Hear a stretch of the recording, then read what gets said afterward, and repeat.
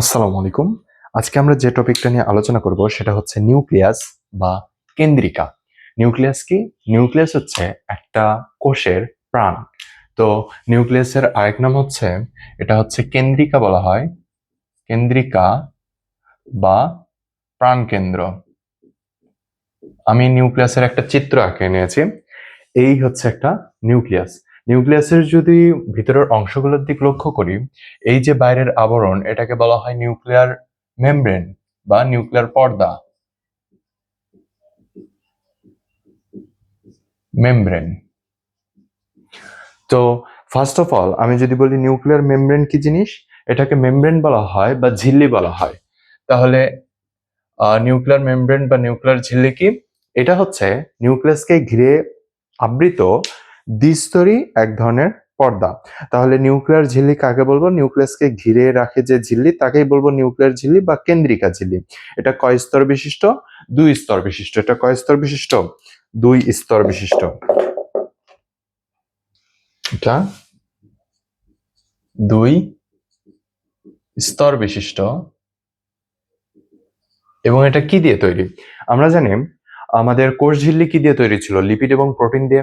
তেমনি এই যে নিউক্লিয়ার ঝিল্লি, সেটাও তৈরি হচ্ছে লিপিড এবং প্রোটিন দিয়ে।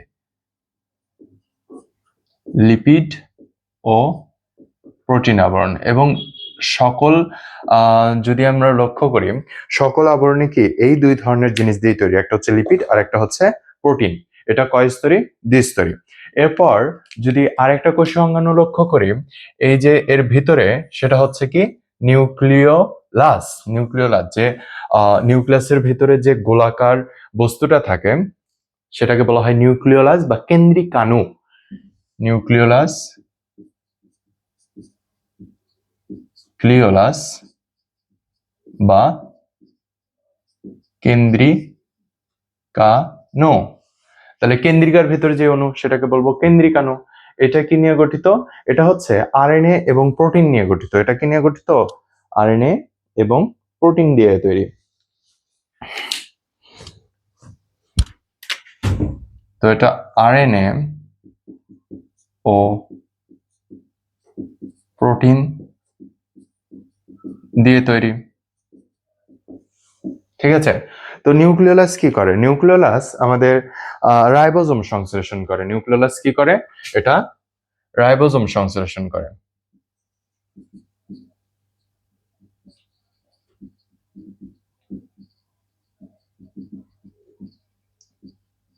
দেখো, যেহেতু এটা হচ্ছে প্রোটিন দিয়ে তৈরি এবং রাইবোজোম কি করে? আমাদের প্রোটিন সংশ্লেষণ করে।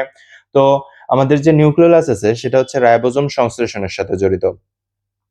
এবং এটা কিন্তু ক্রোমোজোমের রং অগ্রাহী অংশের সাথে যুক্ত থাকে। এটা কই যুক্ত থাকে? ক্রোমোজোমের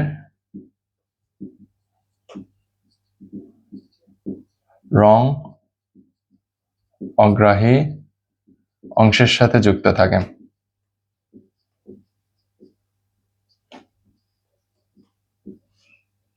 ক্রোমোজোমের রং অগ্রাহী অংশের সাথে যুক্ত থাকে। তো নিউক্লিওলাস ও কেন্দ্রিকাণু বোঝা গেল যে নিউক্লিয়াসের ভিতরে যে গোলাকার বস্তুটা থাকে, সেটাকে কি বলবো আমি? নিউক্লিওলাস এবং কেন্দ্রিকাণু। এটা আরএনএ এবং প্রোটিন দ্বারা তৈরি। এটা ক্রোমোজোমের রং অগ্রাহী অংশের সাথে যুক্ত থাকে এবং এটা কি রাইবোজোম সংশ্লেষণের সাথে জড়িত।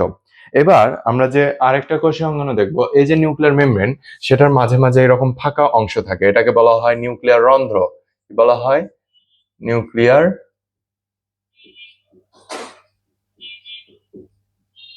রন্ধ্র বলা হয়। নিউক্লিয়ার রন্ধ্র যেটা হচ্ছে কি নিউক্লিয়ারের মেমব্রেনের মধ্যবর্তী কিছু কিছু ফাঁকা জায়গা, সেটাকে আমি বলবো কি নিউক্লিয়ার রন্ধ্র। এই ছিদ্রের মাধ্যমে কি হয়? নিউক্লিয়াস এবং সাইটোপ্লাজমের মধ্যে কিছু বস্তু চলাচল করতে পারে। এবং আহ এ দেখো, এই যে আমাদের নিউক্লিয়ার রন্ধ্র আছে, এর মধ্যে আমাদের বাইরে আছে সাইটোপ্লাজম। নিউক্লিয়াস যেহেতু সাইটোপ্লাজমের মধ্যে থাকে, বাইরে সাইটোপ্লাজম।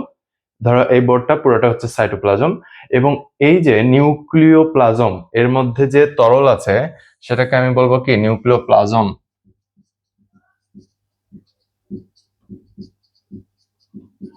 প্লাজমা থেকে প্লাজম শব্দটা আসছে, যার অর্থ হচ্ছে তরল। তাহলে এটা হচ্ছে নিউক্লিয়াসের তরল। নিউক্লিয়াসের তরল, যার মধ্যে আমাদের ক্রোমাটিন জালিকা থাকে। তো এই যে ভিতরের সুতার মতো অংশ, সেটাকে আমি বলবো হচ্ছে ক্রোমাটিন জালিকা বা নিউক্লিয়ার রেটিকুলাম। এটাকে বলবো ক্রোমাটিন জালিকা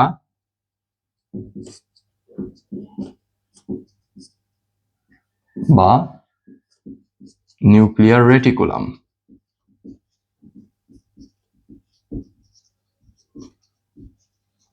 রেটিকুলাম মানে হচ্ছে আমাদের জালিকা।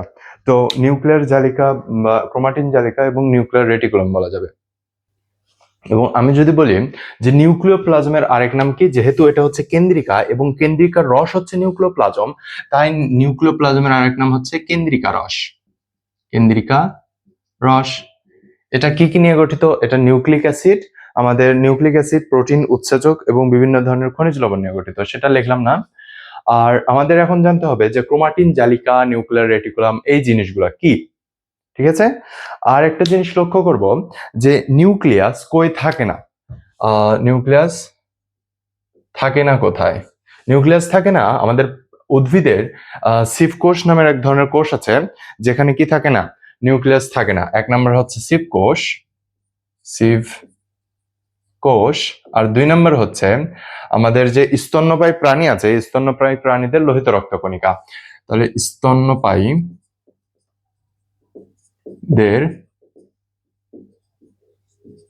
লোহিত রক্তকোষ, এখানে কি থাকে না, আমাদের নিউক্লিয়াস থাকে না। এখন যদি আমি বলি যে নিউক্লিয়াসের কাজ কি, নিউক্লিয়াসের কাজ, নিউক্লিয়াসের কাজ কি? নিউক্লিয়াস দেখো সবচেয়ে গুরুত্বপূর্ণ জিনিস যেটা হচ্ছে ক্রোমাটিন। ক্রোমাটিন আমি দেখছি ক্রোমাটিন জালিকা বা নিউক্লিয়ার রেটিকুলাম, এটা কি কি নিয়ে গঠিত? এটা হচ্ছে আমাদের ডিএনএ প্লাস হচ্ছে হিস্টোন প্রোটিন দিয়ে তৈরি,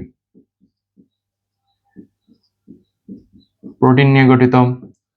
তো ডিএনএ যেটা আমাদের দেহের সংকেত বহন করে, আমাদের প্রতিটি বৈশিষ্ট্যের সংকেত এই ডিএনএ বহন করে। তো ডিএনএ হচ্ছে সবচেয়ে গুরুত্বপূর্ণ জিনিস। এই গুরুত্বপূর্ণ জিনিসটা আমাদের নিউক্লিয়ার মেমব্রেনের মাধ্যমে নিউক্লিয়াসের মধ্যে আবদ্ধ থাকে। তো যদি আমি কাজের কথা বলি যে নিউক্লিয়াসের কাজ কি, তাহলে নিউক্লিয়াস কি করে? নিউক্লিয়াস হচ্ছে এই যে আমাদের ডিএনএ হচ্ছে বংশগতির ধারক এবং বাহক। তাহলে বংশগতির যে বৈশিষ্ট্য নিহিত হয় কিসের মাধ্যমে? নিউক্লিয়াসের মাধ্যমে। তো বলবো যে বংশগতির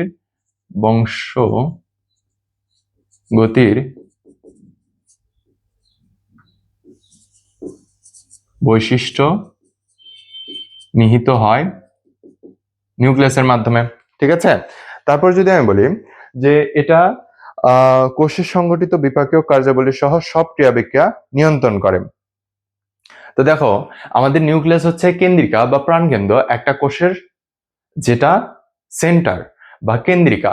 তো এটা কি করতেছে? এটা যে সংকেতটা দিচ্ছে এর মাধ্যমে আমাদের দেহের সকল কার্যক্রম সম্পাদন হচ্ছে, তাই না? তো আমি বলবো যে সব ক্রিয়াবিক্রিয়ায় এটা তো এটা কোষে সংগঠিত সকল ক্রিয়াবিক্রিয়া নিয়ন্ত্রণ করে। তো এই ছিল আমাদের নিউক্লিয়াস, এবং এর পরবর্তী ক্লাসে আমরা ক্রোমাটিন জালিকা নিয়ে বিস্তারিত জানবো, বা নিউক্লিয়ার রেটিকুলাম কি সেটা নিয়ে বিস্তারিত জানবো। Thank you.